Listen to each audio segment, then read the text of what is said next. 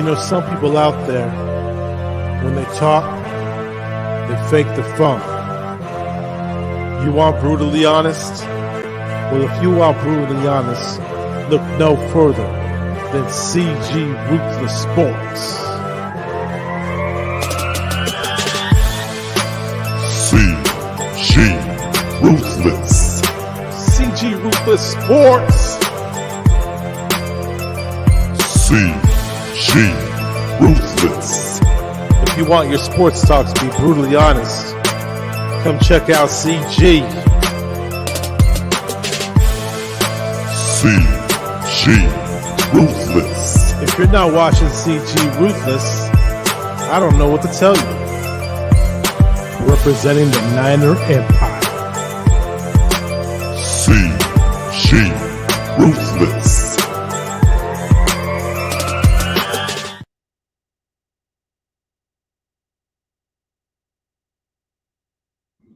Ladies and gentlemen, please welcome Steven Rose. What's up, bro? How's it going? Doing good, man? So where can they find you on the social media platform or anywhere, man? Just my YouTube channel, Steven Rose, StevenRose. And what else do you do on your platform, if you don't mind telling the audience? Well, I also do interviews, and like last night we had a big podcast, man. It was pretty interesting. Like 8 people jumped in there. I was only supposed to just be me, and we were covering like New Year's resolution. What are some things you'd like to change about yourself? Things you'd like to work on? You know, besides obviously lose weight and all that. You know, if that's what everybody wants to do. And then we talked about, you know, my buddy talked about paganism and all that. So we talk about and religion and stuff. So we talk about all different types of stuff. You know, like we were talking last night about who killed Abraham Lincoln, and everybody had all these theories. It was a real fun topic to discuss. I also do relationship talk. I do sports, obviously, but I try to switch it up, you know, so it's not like a one size fits all, you know. So you're just you're just more of a mix-up topic, I like to mix things up between sports and real life trends, and you know, relationship talk, stuff like that. Interview people, you know. Yeah, that sounds like your thing, because I've seen how you do a couple interviews with other YouTubers. But what gave you the idea for the NFL Pick'ems? I've seen you do these Pick'em tournaments every year. The Pick'em tournament too, yeah, and I use my channel to promote it, yeah. Yeah, and the thing is, I've been on your Pick'ems for the last couple of years, so it's kind of been like a up and down year. Yeah. Yeah, so do you do I know you do mostly everything, but do you even for your Texans, we're getting to your team Texans, man. How do you feel about your Houston Texans going into this last 2 games? Well, it's really nothing to be upset about. You know, a lot of people are mad about how their teams are doing subpar 500, but if you look at most teams in the NFL, there's not really a team that stands out. I mean, even Green Bay and Kansas City almost said they should have 1 or 2 more losses than they should have on their record, but because they were able to make heroic plays like Aaron Rodgers did in San Fran, and you know, some of the games that the Chiefs won, they shouldn't have won. So there's really no clear-cut winner this year. So I don't feel too bad about our position. We're at 4 wins right now. I think we're at 4-11, if I'm correct. And Davis Mills, believe it or not, without the exception of Trey Lance and Sam Ehlinger, Davis Mills, like it or not, he has the second best stats in the league amongst the rookie class this year. And the only quarterback that's better than him is Mac Jones, and he's not really that far ahead of him. I mean, Davis Mills got 12 touchdowns, over 2,000 reception yards. Yeah, he's got 9 interceptions, but he's better than Trevor Lawrence stat-wise. He's better than Justin Fields stat-wise. And I'm not saying Davis Mills is good. I think he might pan out as a backup quarterback. I don't see him as a franchise starting quarterback, but for where he's at right now, he's actually better than most of the rookie class this year, which I'm actually kind of commending him for that. So I have to give him props for props is due. But no, we're rebuilding. I mean, obviously, you know, we have to go into the draft next year. It's going to be an all-defensive draft. I told everybody this. It's not going to be a quarterback draft next year. It's going to be specifically geared towards defense. I want a defensive end. I want a cornerback. The complement, you know, our pass rush, or you know, we should have a pass rush for next year. Go running back in the 3rd round, then quarterback after that. Yeah, speaking of pass rushers, you gave us a player, Charles Omanu, whatever his name. Like, I don't understand why you Yeah. guys even gave up this guy. Well, I mean, like I said, we're gutting the roster down. And, I think we should have kept him. But honestly, I think the way Nick Cesario is going to approach the draft is he wants to draft all his guys. And I totally understand that. When you bring a GM, you bring your own head coach, your own staff in. So obviously that affects the players on the field too. And a lot of those guys are Bill O'Brien guys. I think he wants to have more of a say-so in the draft and draft his guys and start fresh. And I don't see anything wrong with that, you know? Yeah, speaking of that, it's like you guys are building off from scratch. But like you just talked about your quarterback, what was the expectation when you guys drafted Davis Mills? What were you expecting out of him? Honestly, I thought it was a horrible draft pick. I thought we should have drafted Sam Ellinger. I know I'm being biased being a Texas, but I felt like we should have drafted him. And because we didn't, I was kind of like a little upset, at first. Now it's kind of like I'm at peace with it because I'm like, well, we have so many holes on this team. It's a clear rebuild, like I said. It makes no sense to win these last two games for the Texans. I want to stay in a top 5 draft pick. And, hopefully we can tank this game to the Niners. I know y'all need to win more than we do. But, again, Davis Mills has exceeded my expectations because I thought the dude was going to – I didn't think he was going to start maybe number 5 games this year. The guy's already played in 10. So, to be fair, I mean, I think his stats are average at best, I think. But I think he earned the starting position for next year. So. Okay, so speaking of that, like as far as your team going into the next direction, do you feel by next year this team can be pushing for a playoff next year, or you think there's still a lot of holes for you guys to fill in? No, I think next year we'll probably miss the playoffs too. I'm just being realistic. I think you're looking at maybe like a 3-year rebuild, maybe even 4. Because like I said, I don't think Davis Mills will be a franchise quarterback. It's going to be hard to replace Deshaun Watson. It really is. I'm just hoping that the Texans can get rid of Deshaun Watson and then get our 4 draft picks, or at least get some first-round draft picks so that we can build for these next 2 or 3 years. And, I want to make the playoffs next year. I'm just thinking realistic from a business standpoint, from an organizational standpoint. I don't think that they'll make the playoffs next year. I think you're still looking at, and I don't even think we'll make it the year after that. I think you're looking at 3-4 year rebuild. And plus, the coach David Tolley, he doesn't seem like the kind of guy who can be a head coach material for long. Like he's more of a receiver's guru and hasn't had experience as an offensive coordinator. Oh, David Coley's good at trolling. That's what he does best. He trolls the media, and I'm not gonna lie, I kind of like the guy now. He sort of trolls a lot. Yeah, and then the interesting part about him was when you guys hired him. What was the reaction of hiring this guy? Like you could have got somebody like a Greg Roman who was a little bit ahead of him in the rankings in Baltimore, but you guys decided to go with David Culley, who's just a receivers coach. Yeah, I like David Culley, believe it or not. He like I said, he's kind of funny. He does troll the media a lot, and he does have like this sort of arrogance about him. Like, for example, they'll ask him a stupid-ass question. He'll go, well, what did you did you see the stats this Sunday? Did you see Davis Mills throw that one pass? They didn't catch him there, did they? They didn't catch him there. I was like, okay, so he's kind of trolling a little bit. I kind of like that because it kind of appeals to, like, my sick, twisted mind, immature mind of, like, the YouTube sector. So, how we all troll each other. So I kind of like that about him. But and it's kind of all fun and games, and I'll give him a pass for like this year, maybe next year. But after that, I need him to be a little bit more serious, and I need him, to be serious about winning. And but of course, the front office got to put him in position to win by having a good draft. That's why I said this front office, Nick Cesario and David Culley and all these guys, you're not really gonna know their grade until this draft comes up. That's why I'm saying I'm willing to play the patient role. I want to see how they do in this draft. Yeah, that's for sure. But what was your thoughts of, speaking of another quarterback, what was your thoughts of Tyrod Taylor at first? Tyrod Taylor is exactly who I expected him to be. He is I think he's, honestly, I think he's done. I think the Miami game with the 5 turnovers was enough to convince me that I think his career is coming to an end.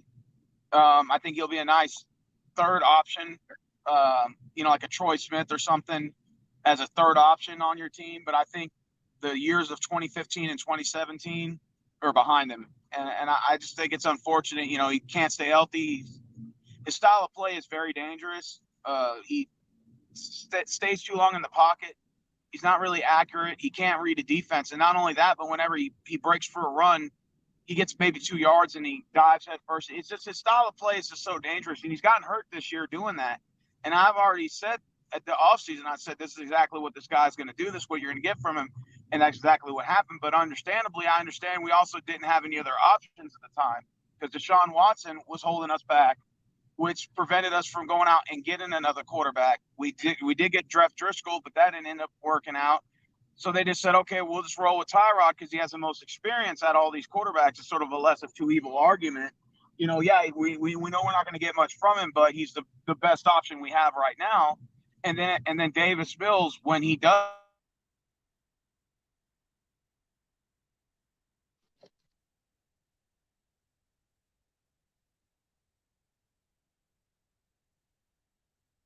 Hey, what happened? He's got reception issues.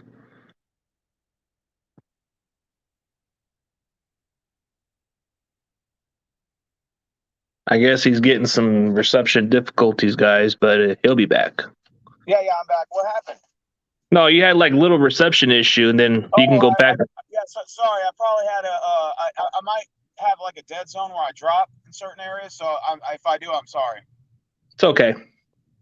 Sorry about that. But yeah, but anyways, I think that this season has been a win-win for us rebuilding. I think what we need to do is just need to get rid of Deshaun Watson first and foremost, get those draft picks, and then enter the draft and start making some solid picks to replace a lot of the guys we let go. The Charles Omenier, the Whitney Merciless guys, the Bernard McKinney's, The Zach Cunningham's. Yeah, the Zach Cunningham. Start replacing these guys. You know, David Johnson, I don't think he's going to be here next year. Rex Burkhead, I think, is going to be on the way out the door. So we're literally going to have no running backs entering this draft. So we got to all enter the draft, you know, and start drafting running backs in the later rounds. We obviously need a quarterback to supplement Davis Mills, and we're also going to need maybe another receiver. I don't think they'll keep Brandon Cooks next year. I think they're going to let him go. And I think we'll keep Conley. We're in a roll with Nico Collins and roll with that offense there. And like I said, this is a rebuilding season, so it's really Texans fans are all getting upset, and I'm like, why get upset over something you already knew in the offseason what was going to happen? That's crazy. So like, why even be mad? Why exert your energy over all this when you have to wait for the long term? You know, that's what business is all about. You know, when a new management steps in, you got to give them time to sort of make the right decisions, hire the right personnel, and then put a good product out there. That's the same thing in football. So I'm willing to wait 2-3 years to get back to that, you know? Yeah, usually you have to wait until that product becomes like something convincible. Like you have to be very convinced on how good it's going to be. And usually that new front office, they got to have some players they really do like, and they have to fit the culture. So of course you got to get rid of certain players out of there. But which player would really concern you if you had to pick who would give you more of the problems, Jimmy Garoppolo or Trey Lance? You saying if I had to pick between Jimmy Garoppolo or Trey Lance? Yeah, who would be the one that you're more concerned about? I'm more concerned about. I'm more concerned. Obviously, it's Jimmy G, because you know, he has more experience going into this game. So obviously, if you go with experience, he's probably gonna be the guy to go with. But to be honest with you, and I know this is going to be a reality, but I think most Niner fans have to come to the fact that Jimmy's problem is he can't stay healthy. I know he had that thumb injury, but he's had a longest line of injuries before that. And the way that I see it, to be honest with you, I would not be surprised if this is last year as a Niner. I think Trey Lance, they're going to go with him next year. They have to. Yeah, because you give up like draft capitals and you get the number 3 pick for nothing, so you got to let this kid play. But a lot of this Jimmy Garoppolo stuff, you know, I've kind of was behind him for a while, and I gave him chances after chances. But it's like, you know, when the guy keeps getting hurt or keeps messing up games, it's like you lose faith in it in some ways. But I think, well, I told you on your show before in the offseason, I said this was Jimmy G's year. Unless he wins the Super Bowl or gets far in the playoffs and can stay healthy, there would be no reason for me to keep him if I was in the Niners front office. Because I'm saying right now, if let's say the Texans come in and win, that's the knife in the dagger right there. Because if the Niners miss the playoffs, you would have to almost certainly go with Trey Lance next year, just out of default. But if the Niners would have to make the playoffs, and the only way that Jimmy would stay, I would even consider, is he would have to throw for like 400 yards and a loss, 400 yards and like 3 touchdowns and a loss, and I don't see that happening at this point in his career. So unless the Niners get a deep run in the playoffs, I think they'll go with Trey Lance next year. That's my prediction. I think that would be it for us. Like, like you just said, if you guys pull up an upset, that's a dagger for our season. And plus, we would have to expect a lot from other teams to lose just to get a playoff spot. And then the Rams, for some reason, it will be a little tough down the task. But what's your thoughts on Shanahan as a head coach since he's been our head coach? What is he entering his 4th year, right? Wait. No, I think 5th year. 5th year, holy shit. He's made 1 Super Bowl, right? 1 Super Bowl appearance? Yeah. I know he's had some playoff. I think out of 4 years, he's made the playoffs twice. Right? He's only been in the playoffs 1 time. But I think if anything, I think I could see Shanahan staying, but I could see them letting go of Jimmy. But now that you think about it, in 5 years, if the Niners miss this year, him and Jimmy are out the door, maybe. You know? Yeah. I mean, that's a good point that you made up there, because I didn't know Kyle Shanahan was entering year 5, and he's only made it once. Yeah, made it once, and you include the Super Bowl appearance for that one season. But okay. If he would have won that Super Bowl, that would have probably been enough to keep him a little longer. But coaches always overstay their welcome anyway, and then they get stagnant. I mean, you see that with Andy Reid. You've seen that with Bill O'Brien. You see it with all these head coaches that get very stagnant, and then, they just become so accustomed and they get fired because, they've gone like 5 seasons in a row of 500 or subpar. And sometimes you just have to go with a new change. I think if the Niners miss the playoffs, I'll say Kyle and Jimmy are out. Well, okay, but this is a good question by the Rams fan, the Ramelia Sports Report. If Niners lose the next 2 games and don't make the playoffs and Kyle getting fired at this season's end, I don't think he's going to get fired. And let's be realistic. Like, he's already got a contract, so he's got control of everything. If anybody else is going to be gone, it's going to be John Lynch. John Lynch is pretty much on the hot seat. John Lynch is his scapegoat, and plus, you can just promote Adam Peters to the front office. No way you're going to get rid of Shanahan. Shanahan has a lot of saying at times. So if that happens, then, hey, he's got at least another year to develop Trey Lance and prove himself. But at this point, realistically, I don't see us losing these next 2 games. I think it's going to come down for us to get that 6 or 7 spot at the least, because there's no excuses. Like, Trey Lance should be able to have a decent game against you guys. He should at least have some confidence. Who's starting, Trey Lance or Garoppolo? Trey Lance looks like it's going towards him. And and I know a lot of our fans are losing faith out of Jimmy, but a lot of these Jimmy fans want Trey Lance to fail so bad. That doesn't make you a realistic fan. It's like you really don't like him for no reason. Well, to be honest with you, I think Trey Lance is going to be like Davis Mills. He's throwing in too early, and so you can't really have high expectations of him to get this win because of that. In other words, if it was like Davis Mills that started the entire year, played 10 games, then I could say, okay, Davis Mills is starting for the Niners. All right, cool, he's got 10 games. But, with Trey Lance starting like so soon, if he would already had like 3 or 4 starts, I thought, okay, cool. But this is his first start. And then are Niners fans really going to have the expectations for him to go out there and get a win right away? Yeah. That's pretty too. Like, if Jimmy G would play this week, if he played, y'all should beat us. Like, just because of the experience, you have the experienced quarterback in. So based on that, they're not, because look at how the Niners dominated all the bottom feeding teams like the Bears. Y'all dominated them. You should dominate us the way you dominated Chicago. And Jimmy G, I think he's a little bit above average, and I think against other average quarterbacks he can expose them. But the problem is he can't stay healthy. That's his problem. But if Jimmy was starting tomorrow and he was healthy, I think y'all would beat us. 2-3 scores. Yeah, but Jimmy G isn't playing, so it doesn't seem like it's going to happen this week because he's already like his thumb is injured and it's leaning towards Trey Lance. I think Shanahan's trying to push in any other way to get Jimmy out there, or maybe he's just getting the media to guess. But like you said, experience does matter because Jimmy G, when you have a good running game, that's where Jimmy G excels. But let's put it like in the upside of Trey Lance. Does he really need a running game to be successful? I don't think he really needs much of a running game because he can run himself if he has to. Okay. So let me ask you And this: what is Trey Lance's strengths? strength. Well, his strength that most people talk about is his deep balls are pretty much the one trait that he has that Jimmy does not have. But the accuracy is the one thing he has to improve on the most. But what makes him better than Jimmy in certain categories is the mobility. He can run, and that's one thing Jimmy can't do. Jimmy's like it's like you're comparing a Forrest Gump running, right? And you're comparing a Michael Vick. Who's going to win the race? Okay, Pretty but obvious. Jimmy's a pocket passer. I get that. He's a dink and dunk pocket passer.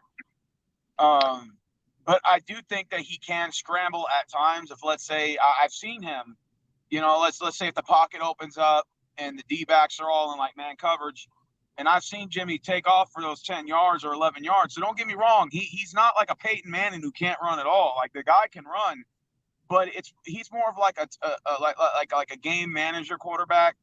I can only run when the opportunity presents itself. But I think Trey Lance has like that Michael Vick-ish style where he'll make that risk and run. That Deshaun Watson, that guy that goes out and makes that takes that, that can run, scramble for 30, 40 yards, and so I can understand why the Niners are going with Lance. I just think I just think if you're a Niners fan looking at it, this should be a win against us regardless. But I do think I wouldn't have high expectations of throwing in a rookie quarterback and expecting the same results that Jimmy G gives you based on his experience. If Jimmy G plays tomorrow, I'm expecting a win against a bad team like the Texans. We should dominate them like we dominated the Bears, right? That's what I'm thinking if I'm a Niners fan.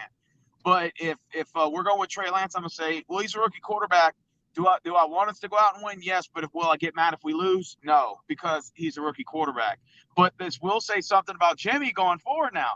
Because if we're going to go with Trey Lance, I'm thinking if I'm the Niners organization, if I'm going with Trey Lance tomorrow, then unless Trey Lance gets you a win, that is almost a guarantee you out the door because the injuries already put you in that position to give us no other choice to go with Trey. And now we didn't make the playoffs and all that. And at this phase of the game, I'm sorry, Jimmy. Appreciate everything you've done. Give him that kind of speech, but we're going in a new direction, and this guy we're going with next year. And I think honestly, that's what the Niners are going to do. I think honestly, I'm almost about 80% sure that Trey Lance will be your next guy next year. Yeah, definitely it could be. But hey, have you heard any rumors of Texans swapping Deshaun Watson for Russell Wilson with draft picks involved in somewhere? Thoughts on that? No, I mean if that happens, I would take it. I'll take whatever I can get for Deshaun at this point because he's already taken off a year of football. It's not good. The only thing that's saving his ass is the fact he's 26 or 25. So that's not that bad. But we have to definitely get rid of him. I'll honestly take 2 first rounds for him at this point. I just want to get rid of him and just get him out of here. Him not wanting to play, trolling the front office. Not saying they don't deserve it. But him trolling the front office and laughing and posting pictures with him and his girlfriend saying we're still living life to the fullest. I mean, I'm looking at it from a fan's perspective. Let's just get this guy out of here already. Like, I hate to say this. I'm even willing to say we may even have to cut him if it comes down to it, because what's the point of keeping somebody like this that's bringing the team down? It's holding us back in the draft. It's holding our organization back. Why not? If you can't get anything for him at all, you may have to lose everything just to move forward. It's like letting go of a hot girlfriend. Yeah, she's hot and everything, but she gives you so much problems. I'm willing to date an uglier girl just to get away from her, just so I can have a peace of mind, because most men want peace, So I'm thinking in that sense with Deshaun, it's still a relationship between the organization and him and the fans. So I'm thinking I would be willing to cut you just to move on. I'll lose everything. Cool, fine. I'll lose draft picks. I'll lose it. If we can't get nothing for him, just release him. but there's no reason why he should be on the roster next year. I don't care what his excuse is. There's no reason he should be on this roster next year. Draft picks or nothing. He should be gone. So what you're trying to, like, you put it in a metaphor, like kind of like you rather ditch a pretty girl over it and go with an ugly chick just to get away from all this drama. But like if dating, because guys do that all the time. They'll date really hot chicks, and then I'm not saying all hot chicks are like this, but I've seen stories where guys will date less attractive chicks because they bring them more peace. You know what I'm saying? So it's like it's not worth having this really hot girl around that may get you a couple of high fives at the bodega or at the club, but she gives you problems all the time. So you're just like, you know what? I'd rather, as hot as you are, I may lose status doing this, but I'm gonna have to let you go now because it's just not worth the stress or the time to deal with you. And sometimes you got to cut a man loose to just say, you know what? I can't get any pics for you. You refuse it. You're trolling and stuff like you're occupying another position on the roster. We could have somebody else there. You don't want to play here. You made it obviously clear. You refuse to show up. It's bringing the organization down. It's messing up the team morale going forward. I may not get anything for you at this point. So you know what? I'm just going to let you go. Like just release him, let him go, and just deal. And even if you say, well, you didn't get anything for it. Okay, well, that's fine. The shit happens in life sometimes. Just deal with it. Move on as an organization and go forward and just say that we're willing to let you go because it's just not worth dealing with you anymore. And that's the message I would send to him is that you ain't nothing special and you can be replaced. And nobody's replaceable. Hell, life teaches you that. 50 years from now, when we're not here, there'll be some other narcissist YouTuber that claims they're the shit and that they're special. And 50 years from now, from that point, it'll be somebody else in his position. So life teaches you that you are replaceable. You're not nothing special. None of us are. Doesn't matter how much rich or how much money or how much talent you possess. At the end of the day, you were born with nothing and you die with nothing. yeah, you know, the thing about it is, you speak it like it is, dude. Like you have like the way you do your platform, it's a lot different than most Texan YouTubers I've seen. And you put a better analogy of the Watson situation. So technically, man, so if it was the pretty girl and she was gonna give you some problems, you'd rather go settle for an ugly chick and she might just say, "What are you doing? I'm better than her," and all that shit. And then you just want to cut her loss and just say, "Whatever, I'm not getting nowhere anyways. Bye-bye." You know what's a human's worst flaw is their ego. What?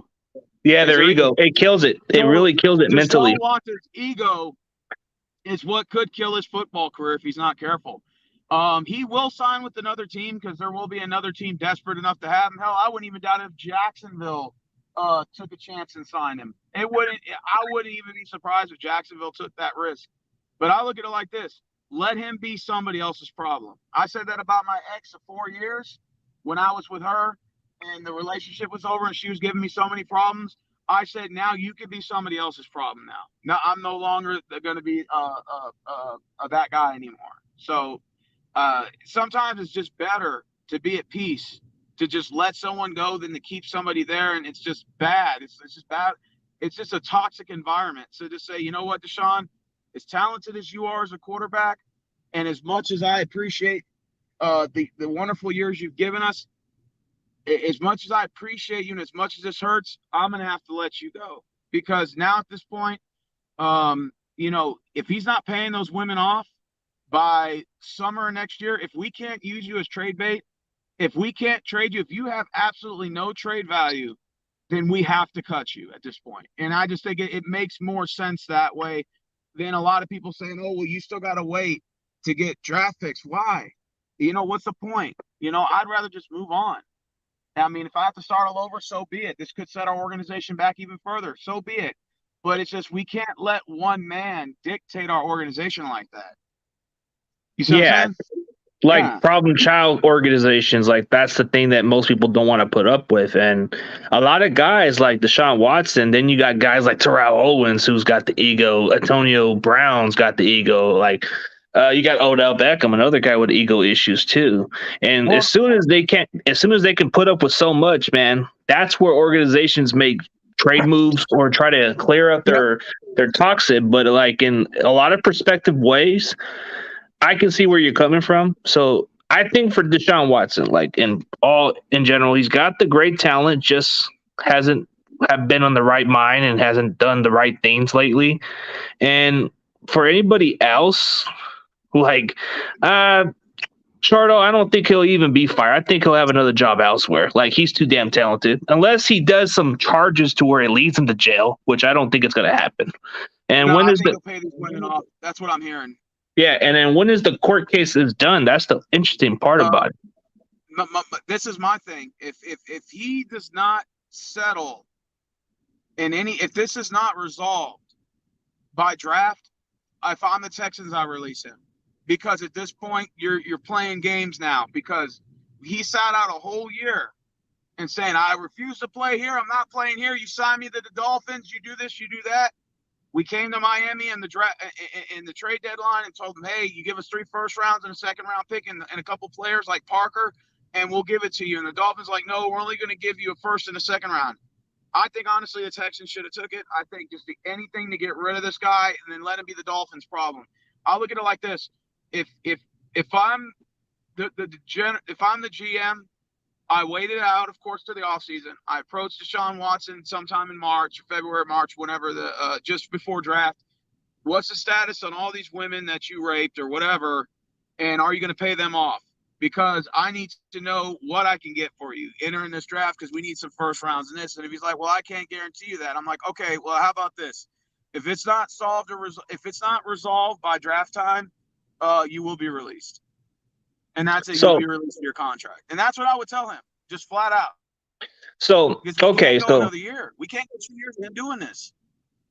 Yeah, you can't have a guy hold you back on that stuff. So it's like for anybody with ego. But well, here's one thing that can be a good topic about what Niner Sixers podcast says. Eagles are only tolerated if you can produce on the field. Otherwise, you are just a distraction, which is true. He's a distraction right now. He's not even playing. Exactly. He ain't doing shit. He's a hostage. Yeah, he's a hostage. I mean, it's just duty. I mean, I don't honestly. I hope he didn't rate those women. I don't think he did. This is what I really think Deshaun Watson did. I think he did what typical most cheap rich people do: sell you a pipe dream, and just to get laid. And then these women didn't get their wishes fulfilled. Maybe he promised them a relationship. Maybe even promised to pay them on the back end. And I think he just did a cheap way out of it. I think he did what any broke guy would do, take you to the drive-through and expect you to put out. I think he did the same thing, only at the rich level. I think it's no different than some guy buying you a cheeseburger and expecting you to put out, right? I think Deshaun Watson did the same thing as a rich guy. I think what it did was he paid for a massage, which was more than what the massage he was wanting. And I think that he gave him like maybe a couple $100, said, I'll get you on the back end, I'll get you next time, and he just never called him back. He went to the next woman. I think he did. I honestly think he did that shit. And I think the problem is a couple of women, that's fine. But when you do it to all those women and now they're all coming against you in the whole Me Too movement and stuff, man, you got some serious problems there, sir. Yeah, pretty much, man.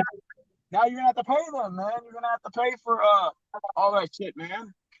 Yeah, so like in all seriously, man, like the Houston Texans, I mean, they have to be like one of the most interesting, like they should have been on Hard Knocks at least. But I don't know why they didn't even get.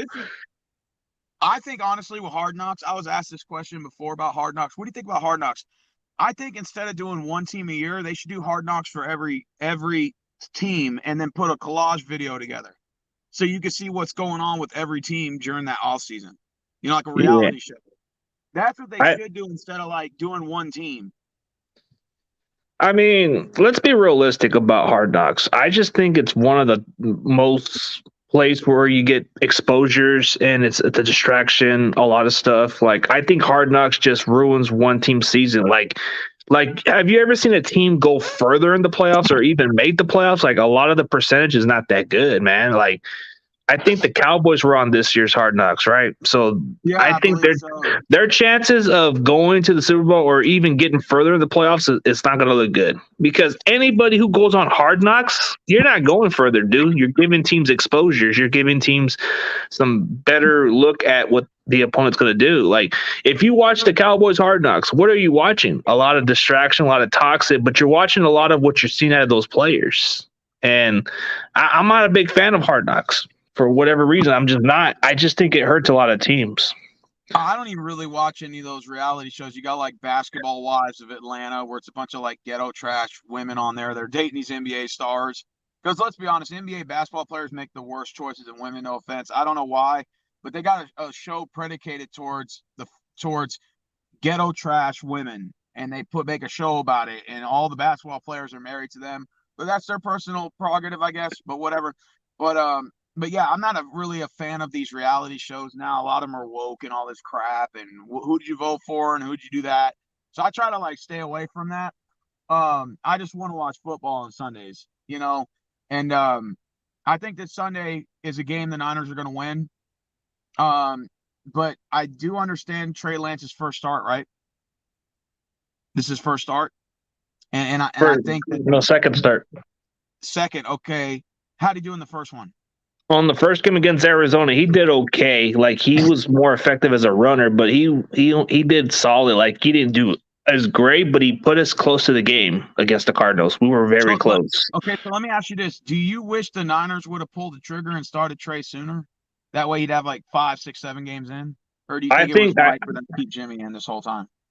I think with Jimmy, you want to have Trey have some confidence. You want to build this kid's so he doesn't get like thrown the fire, because a lot of these quarterbacks who get thrown the fire are just going to go through some growing pains. But here's an interesting topic of what I've heard. Steve Young even said it like this: like, why not you just throw the kid out there so he can get experience?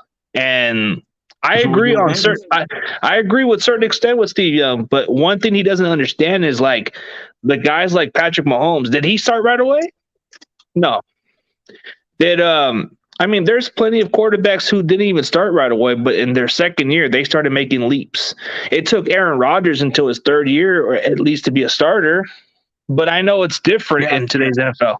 But if you throw him in the fire, you're going to make it sound like, okay, like Alex Smith. And Alex Smith even put it in better words, too. Like him and Steve Young were arguing about, well, Trey shouldn't have to start right away. And then Steve Young says, yeah, you got to put him out there. You got to put the kid out there. He needs experience.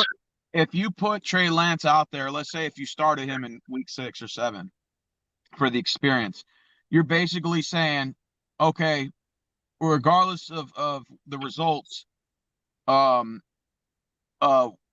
if we don't make the playoffs or whatever happens on the field, Jimmy's got to go next year. Basically, I think when you start Trey Lance and you're saying we're going the rest of the way this year with him, I would assume that Jimmy's out the door. Just based on that. I'm sorry, because to me, that's telling me that you're willing to turn over a new leaf, and that's nothing wrong with that. But I think what it was, I think this season, Jimmy started this last year because I think the Niners were like, let's see if we can get one more push from him, like one playoff push, and let's see if this can work. And then, Trey Lance can stay in as a backup quarterback and then see what happens from there. But I think if Trey Lance starts tomorrow, call me conspiracy theorist or crazy, I think that's the end of Jimmy G. Unless the Niners make the playoffs. And even then, if y'all win these last 2 games, y'all make the playoffs, it would almost be a difficult decision for Kyle Shanahan to say, you know what, we're going to put Jimmy in the playoffs. I mean, yeah, he's got experience, but do we go with Lance because of the current luck we have? Because, in the NFL, it's all about it's not about how you start, it's about how you finish. So, like, you see the Giants won in 07 and 11 with a 9-7 record, but they got hot during the end. The Dolphins and the Colts are getting hot at this moment, so they're going to stick with the course. I think if the Niners win these last 2 games, the question is going to be, okay, we're getting hot right now. So do we stick it? Do we stick it out, or do we go with the experience and put Jimmy in? And I think that this season is going to be very interesting to see what happens with Jimmy G. But I think this last push, and I'll let you talk. I think this last push with the Niners is to see, can we get one more push out of Jimmy G for a championship run? And I think that that's what this season's all about. Go ahead.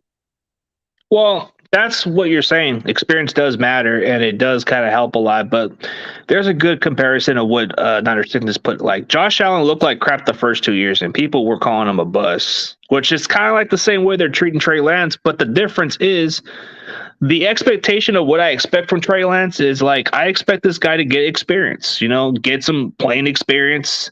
And I don't know if anybody was watching that other video where I had my expectation on him. I said like as long as he gets some experience, that's all that matters because next year that's when he'll get some confidence and build some strides. But if he wins out, that's a plus. I don't like if you guys expect Trey Lance to win out, then that's a good standard. But realistically, this guy's going to have to get more experience. He has to get better. So but you do realize if Trey starts tomorrow and they lose, that could actually hurt Jimmy because what's going to happen is they're going to say, "Hey, look, dude, you can't stay healthy. We had to put this guy in, and we lost." And that could cost us a 7th spot. Now you almost have to come back the next week and win and put us in. I think that it could work out. I think it could be 2 different scenarios for Jimmy. One, Trey Lance wins these 2 games, puts him in the playoffs. Niners go with the experience play. They put Jimmy in the wild card weekend, right? yeah. And number 2, they miss the playoffs. And then they say, "Hey, look, dude, this is like your 5th injury. I'm sorry. I know it's football. I understand that happens, but we're going to go in a new direction." I think if Trey Lance really, tell you the truth, he can come in and bomb these next 2 games just to get Jimmy out the door, and then he can get that position next year. Well, that's the positive side about Trey Lance is those next 2 games. If he starts those next 2 games, but it's looking like Jimmy will probably be out. But I'm looking at it as a realistic fan, and the expectation of Trey Lance is, hey, he almost put us in position to beat the Cardinals. We were that close. We were that close. So there's a lot to like about him. Even though his accuracy needs a little bit of work, I feel confident with him because I feel like as long as he gets some off-season trains with quarterback gurus or other people to work with mechanics, he'll get there. That's okay, coachable. Here's a question for Niners fans. If Trey Lance has a good game tomorrow and wins, do you start him in the last week? And let's say Jimmy's ready to go. Let's say he's like, I'm ready to go. What do you do?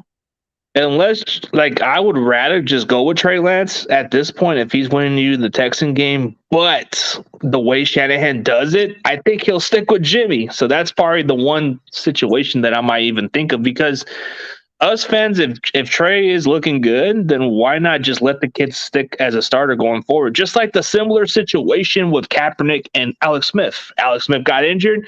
He never got his starting job back. But the way that Jimmy G does it is, the way that Shanahan does it is he'll stick with who's been able to win games no matter what happens. And we need to allow any players draft at least 3 years before we can truly say they are a bust. See, that is the true meaning of what I was saying. You have to give at least players 3 years. I'll do my evaluation grade of somebody like Solomon Thomas. The guy in his 3 years, he's a bust. And everybody can agree on that part. And that's how you know that he's a bust because he never stayed healthy. He never produced. And there's plenty of guys. But I'm trying to give my faith with somebody like a Javon Kinlaw. This is his 2nd year. His 3rd year, this is it. This is where he breaks out or he's pretty much just a bust. That's how I grade those. I think Jimmy G would be good in Houston. I think it would be a fresh start for him. Win-win for us because we're rebuilding. I think he would. I would rather have him over Tyrod, and then I would give Deshaun Watson to the Niners. I would do a straight up swap, Jimmy for Deshaun. I think you guys would take it. Okay, so you wouldn't take that deal, and then at first I want Jimmy and Bosa, but y'all are like no. But would you throw Jimmy in a 1st round draft pick for Watson? Well, dude, that would be insane just for that. But then we would have too much cap space. But then that's like swapping cap space in a way because you're kind of getting the same exact person with the money. But you do get a franchise quarterback locked in for 5 years. But we have a young quarterback, so it's kind of pointless just to invest Trey Lance. Dude, why would we want to get somebody like Deshaun Watson when he's already a franchise caliber guy and we got somebody that we're hoping he can be? But that would be kind of ridiculous. Good thing you ain't a Texans GM. Oh, dude. Okay. to make a fair argument, at least he's not Bill O'Brien. Come on, Bill O'Brien gave up a whole entire talent for a fire sale, man. Come on, like how would you get rid of Hopkins for not even getting a first round? You got a second round. I'm not gonna lie to you. I think a lot of people don't understand this, but we needed to trade DeAndre Hopkins. He was already becoming a problem in the locker room, and not only that, but he had a problem with the front office. And I'm not a pro front office guy, but as good as a talented player as you are, you can take Terrell Owens for that example. When you become a problem like that, you got to go, and it prolongs. I mean, he's been at war with the front office for like 2 years before his trade, but then it started all spilling out before the trade deadline, or before they traded him. And when DeAndre Hopkins said, "Well, I want an extension," the problem with that is you're still 3 years in your deal. Like you got 3 years left, and you don't get extensions that early in your with that much time still on your contract.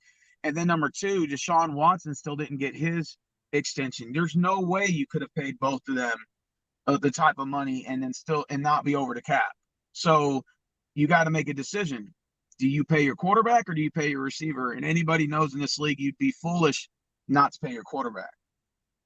Yeah, I mean it's the franchise guy, you know?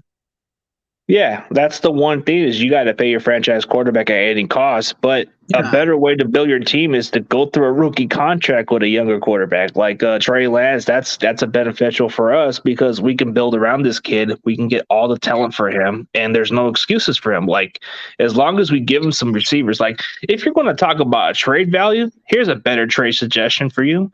How about we give you Jimmy G and we take Brandon Cooks?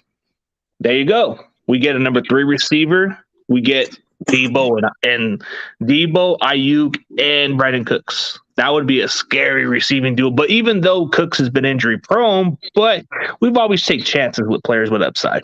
Oh yeah, definitely. I remember y'all took in Randy Moss and he didn't do that bad that 1 year he played for y'all.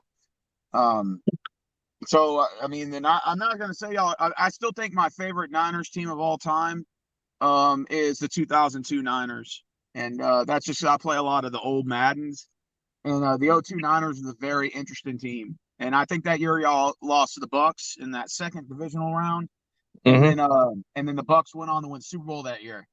And speaking of Niners team, Todd Streets, Terrell Owens, Kevin Barlow, Jeff Garcia. I'm trying to think if I can name some of the guys on defense. Oh God. Derek Smith. Stubblefield, y'all had Dana Stubblefield. He was badass, dude. I like that guy. Yeah, but he's facing jail time. What for what? For rape charges. Rape charges, bro. He's going in like what's his name? Like Lawrence. What's his name? From the Giants. A long time but ago. I met him. I met the guy at an event. He seemed like a nice dude, but he was kind of an asshole. What's he doing raping people? Why don't he just pay for it? They got that I don't know, but he's still facing jail time. But when you're talking about other players, like Brian Young's another guy. Brian Young was one of the better dominant players. And speaking by experience with Brian Young, man, this guy was one of the nicest dudes. But at first, you would kind of think you're just gonna get beat up by him for 1 second. Then he just comes at you with a nice approach instead of that, because you could tell by the way he comes. Like he was telling me that one time when I was at the game. And I guess I caught him by surprise, but the way he kind of approached it kind of seemed like he wanted to kick my ass. And then he just said, "Nope, just come here." And I'm like, okay, just don't hurt me.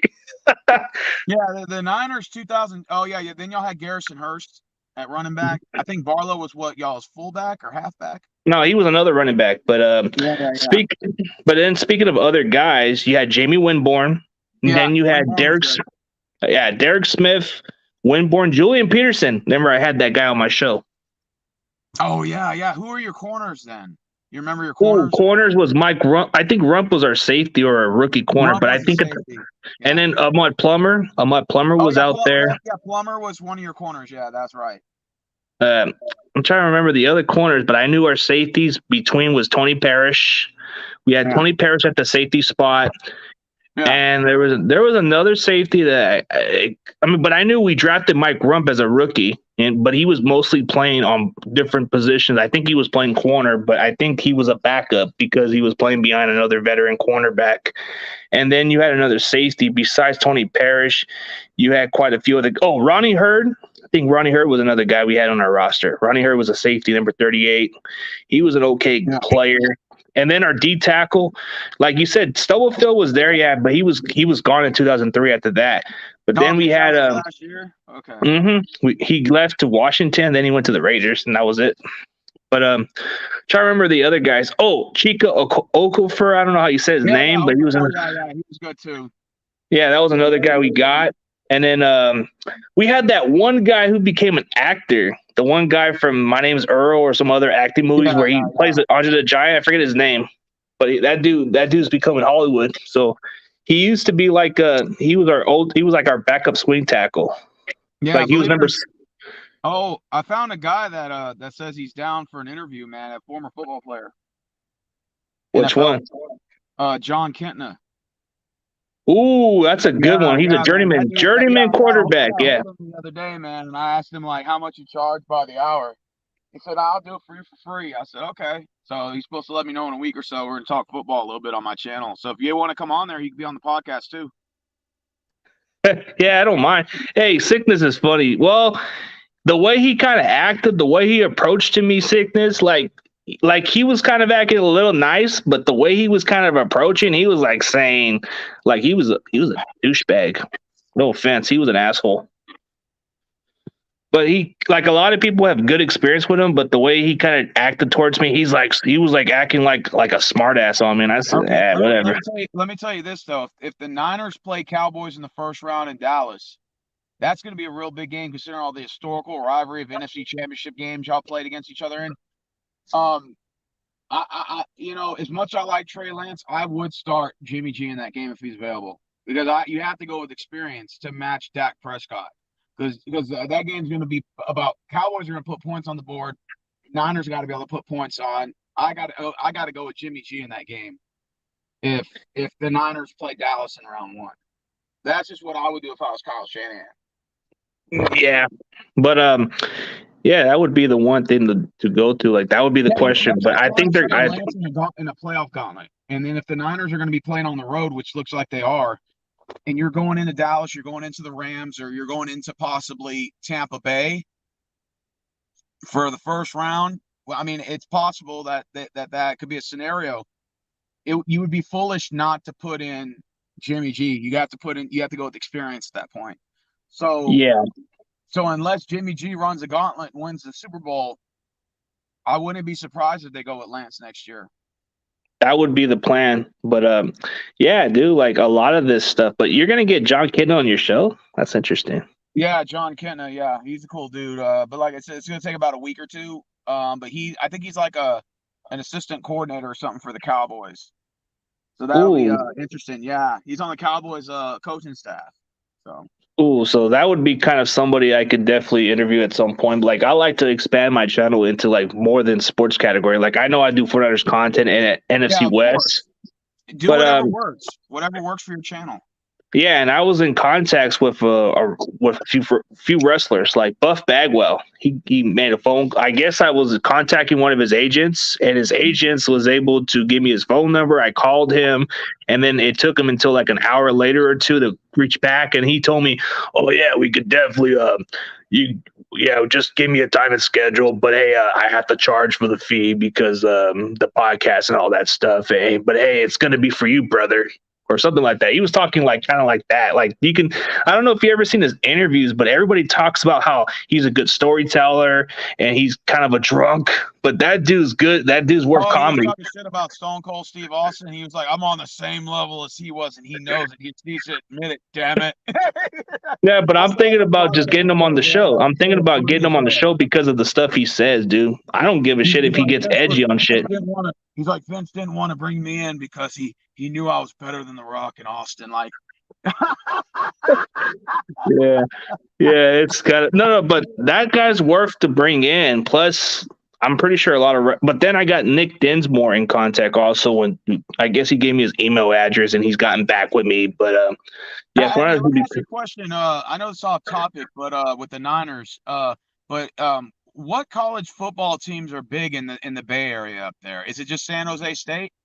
no, San Jose State's like the dude. That's worse. That's the least interesting college. Like if we're talking like their best college program, it's either Stanford or Okay, Cal Berkeley.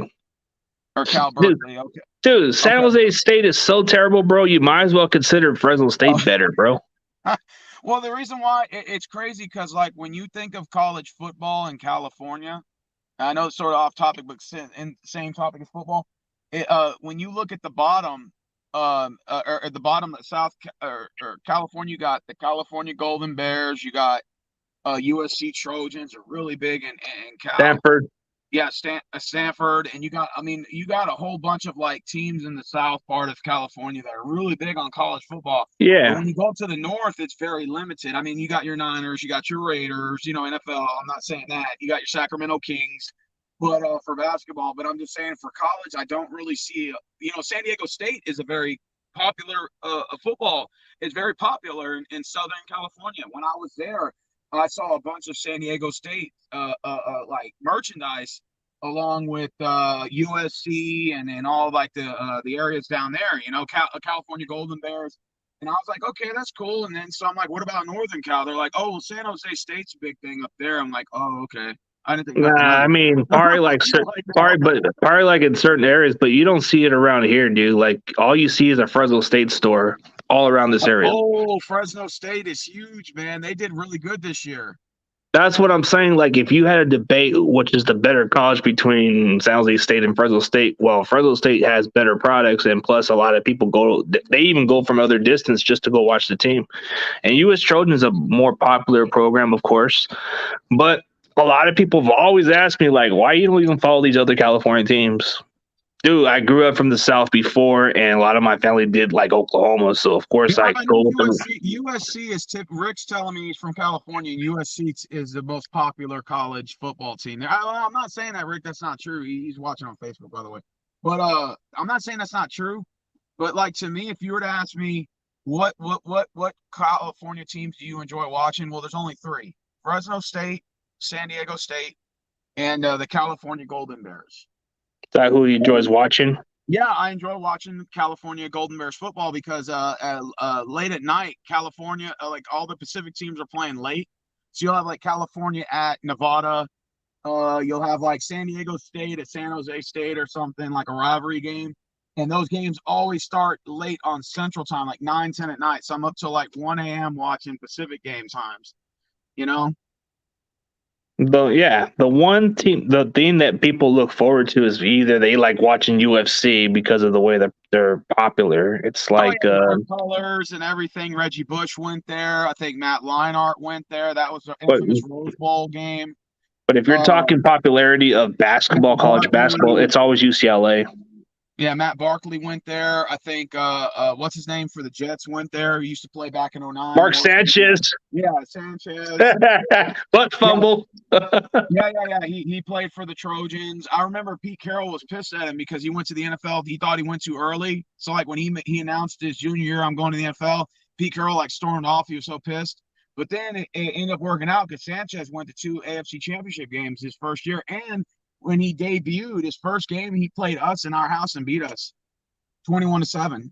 Yeah, Yeah, Sanchez debuted, threw for like 350, 3 touchdowns in that game in a debut, and they beat us.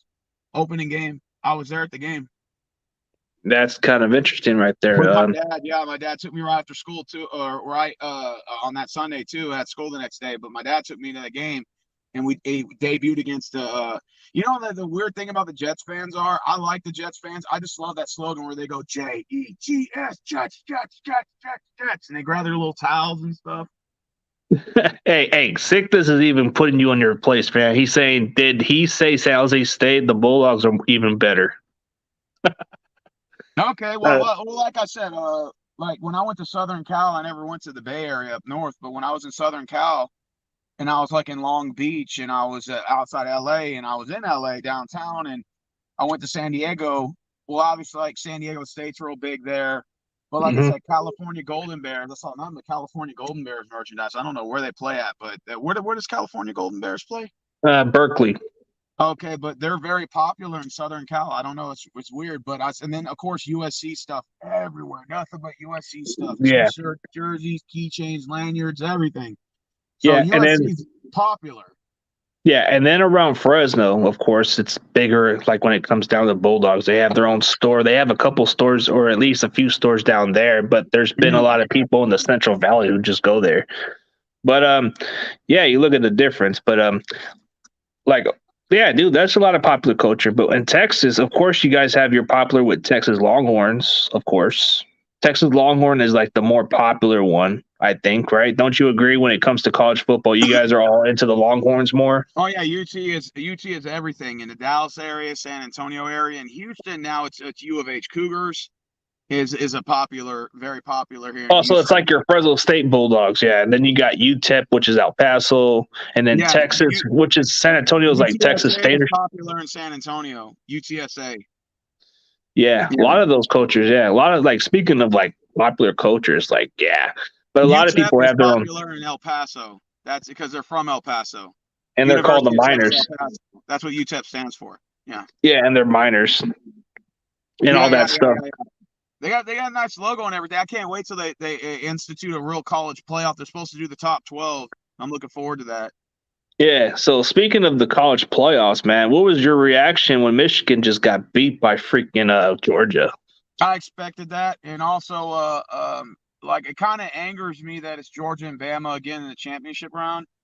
It just angers me because I just feel like it's just being biased to SEC conference, and that's I think what's the issue with college football is there's a lot of favoritism and bias, and it's like one conference that kind of benefits. I know that SEC has contracts with ESPN and all that, so that's why they benefit from that, and I think college football knows that. They just kind of like whatever. They don't really like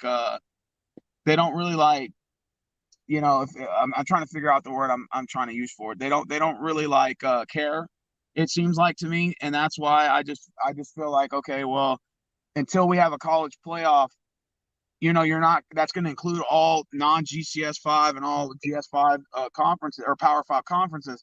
We're always going to have this problem about who the best teams or most deserving teams are, but now we're supposed to have a top 12, and so I'm looking forward to that, and I think that's going to make it like a mini NFL. I Yeah, can't wait. kind of like an NFL playoff vibe. But if we had to be realistic and be honest about it, like even at this point, even if Georgia and Alabama play for the title, like I personally want Georgia to win because I'm so sick and tired of Alabama. Alabama's been winning freaking championship every damn year. It's like watching the freaking Patriots win the fucking Super Bowl every year. We all know, or Tom Brady going in general.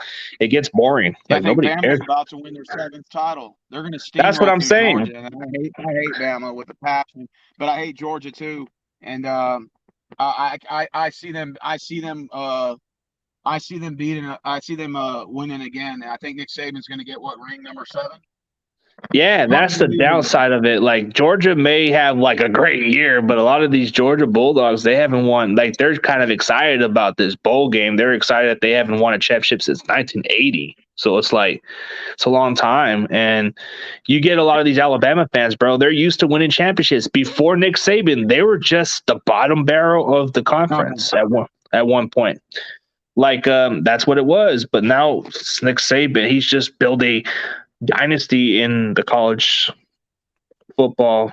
I mean, like the SEC is part of what people like, and the thing that sucks about Oklahoma and Texas going to the SEC is it may sound like it benefits us to go to bowl games, but it doesn't because the competition's a lot tougher than the Big 12.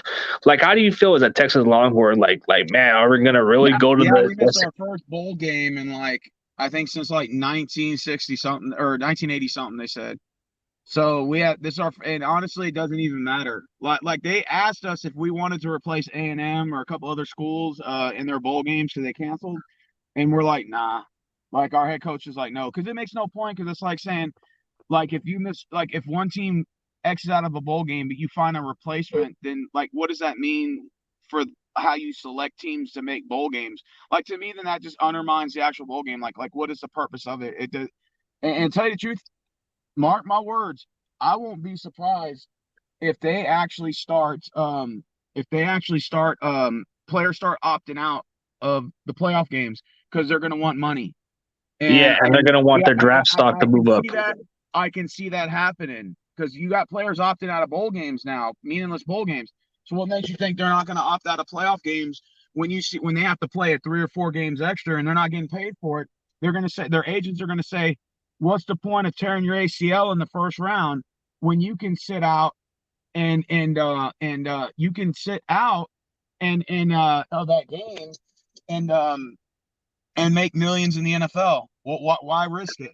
Yeah, So and your draft stock would be pretty solid because of no injury issues. That would be the only thing. Yeah, yeah, the NIL needs to start dispersing money out to the players for making playoff games, and they need more player incentives. They need to start paying these players some sort of incentive so that they'll stay. Otherwise, you're going to see star players opting out of playoff games. Watch. so you think that so you think this is the right thing that the college is doing is starting to pay players now? Like you think that Oh, before? absolutely. I think even if the NCAA says we're not going to pay you, but we're not going to stop you from getting an endorsement. So let's say if CG Bully's the coach of USC, and I call you up and say, CG Bully, I see you made the playoff. You're in a bowl game, the New Year's Six bowl game. We would like you to advertise for our car company from the month of November to the month of January during bowl season, and we'll pay you, I don't know, $5 million. So like you got a $5 million contract from that car dealership for those 3 months. That I think the NCAA should allow that, and that they have actually. Because I think the guy we're getting that we stole from Ohio State, what was it, Irwin Quinn or something, or whatever you say his name with the mullet. That guy's got a contract through a restaurant, some sort of like barbecue restaurant. They're paying him like $2 million, and the Damn. NCAA allowed it. So it's like, okay, well, start allowing these players to get some incentive, some money on the back end, so that they'll be more encouraged and intrigued to play in these games, so that you can Yeah, have these results. yeah. Most people should get extra money off the table. Like even through like let's say for wrestling in general, like you see a lot of these wrestlers being told they can't make money off of other stuff. But don't you think like anything would it doesn't really interfere them when it comes to business? I mean, but why is these policies saying, "Oh, you can't do this," but they have something extra on the table? Like Oh, you have, absolutely. yeah, like I've seen what WWE has been doing too, especially when it comes to like telling them, "Hey, you can't go on what is it the vid stuff, whatever they do, the stuff with the what is it not Skype, something else, I forget what it was, Twitch. You can't go on Twitch. You can't go on cameos and all the other stuff because they're getting all mad about their pays and all the extra stuff." But they were doing it with Selena Vega. They were kicking her out for a little bit, and then she came back. They were telling her, "Oh, you can't do that." Okay, so I'm gonna go ahead and give my final predictions. Rick said for the Texans Niners Uh, game. okay, let me put a prediction for that. But everybody else, I know it's kind of going too long. But yeah, go for the prediction let's first. give two scenarios. One if Jimmy plays, one if Trey plays, just for shits and giggles. If Jimmy plays, I think the Niners win and I think it'll be a game like against the Bears. I'm thinking 35-13 if Jimmy plays, because based on experience, the Texans' lack of defensive depth or offensive depth, I think that's going to expose us with an experienced quarterback. Now, if Trey Lance is in, you could be looking at a closer game, maybe somewhere around like 21-13, 21-10, somewhere in there. So, what are your predictions based on your two scenarios? One with Jimmy, one with Trey. Well, with Jimmy, if the game is managed and does well, like you said, it could be a dominant performance. But then with Trey Lance, it could be a huge potential dominant fashion because have you guys slowed down the running games even with a mobile quarterback? I don't know. Well, if the offense can't put up points, it's not going to matter anyway. So yeah, it could be like a closer game with Trey because you got to get this kid some more experience, and Exactly. plus, yeah, And I'm gonna put it like as a realistic fan of the Niners. I know a lot of our fan base is expecting more out of Trey, but he needs more experience. And the more he gets experience, the better for us for next year. But what's even a bigger bonus is if he wins out, hey, that's good. That's gonna build confidence for next year. And Jimmy, you're gonna be good as gone. We're gonna trade you. What team do you want to go to? Oh, the Steelers have a quarterback need. The Texans have a quarterback need. I'll take him. I'll take Jimmy G. I think Jimmy G would be better somewhere else. That way the spotlight and the attention's off of him. The Niners can move on with the rookie quarterback. It makes sense. This season has been very interesting for San Fran because there's always questions about Kyle Shanahan, Jimmy G, and Trey Lance. We'll know all those answers after their season ends. Ring or no ring. Yeah, the only way Jimmy stays is two scenarios. One, a ring that Jimmy got, which probably not going to happen most likely. Number two, he has a very good patented stat in a loss in a non-garbage time scenario. 400 yards, 4 touchdowns in a shootout with Dallas in the wild card with a touchdown loss. I could see the Niners saying, all right, I think that's enough to keep you around.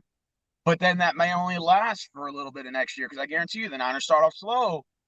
I don't think they're going to wait to go 8-7. I think they'll put Trey in week 5 in next year. But if Jimmy doesn't have a Super Bowl or doesn't have a stellar non-garbage time loss in a playoff game, which are two scenarios that are most likely I'm thinking are not going to happen, I'm thinking this is Jimmy's final year in San Fran. I'm about 80% certain this is Jimmy's final year as a Niner. It's looking like it right now. So if Jimmy's starting against the Texans, it's going to be 34-21 because I think you guys are going to play a tough game. But which I think likely Trey Lance is going to play. I'm looking at a scenario maybe 24-13. I think you guys are probably just going to – I think it's going to come down to time of possession. I think Trey's going to be able to have more time on the clock. I think he's going to be able to kill. If the Niners win this game, doesn't they clinch a playoff spot or just puts them in better position too? I think it puts us in better position because here's one thing that has to happen.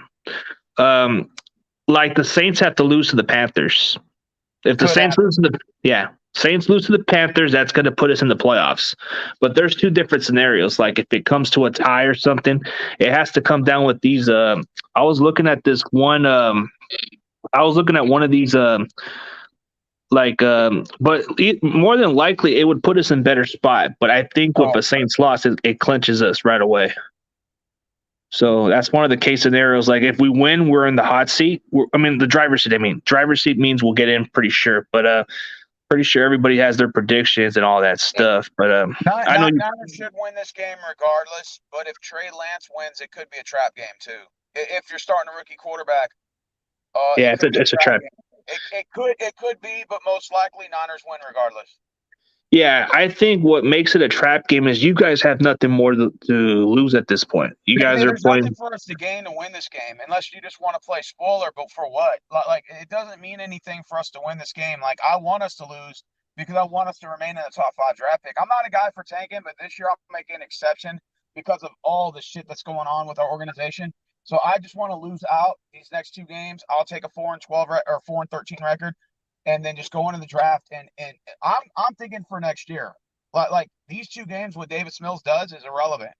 We already know what I expect from Davis. So I just wanted to go out there and just add to the stats, and then just go into the draft and go from there. Like I'm already thinking right now the draft in next year. These 2 games are relevant for me, so it means nothing for us to win this game. So we need to lose. Okay, so you just want this. You want this top 5 pick, so that makes a lot of sense. Top 5 pick, it just makes more sense moving on, and then get the Deshaun Watson thing out of the way. I'm thinking long term. Short term win doesn't mean anything for me at this point. I just want to get these 2 games over with. Let him put up some decent stats. Let Davis Mills maybe get another 2 or 3 touchdowns in the next 2 games. Get up to 15, 16 touchdowns at the end of the year, so he can have something on his resume going into next season and saying, you know what, this is what I have to offer, and then go from there. But anyways, hey, I'm gonna go ahead and get out of here, CG Bully, because I'm at my friend's house and I'm gonna hit you up. Okay. All right, man, for sure, man. Have a good one. All right, appreciate you on the show, man.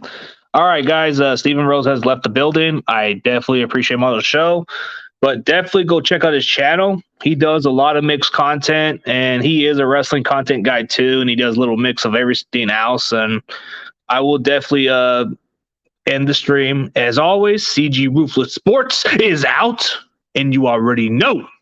Go Niners.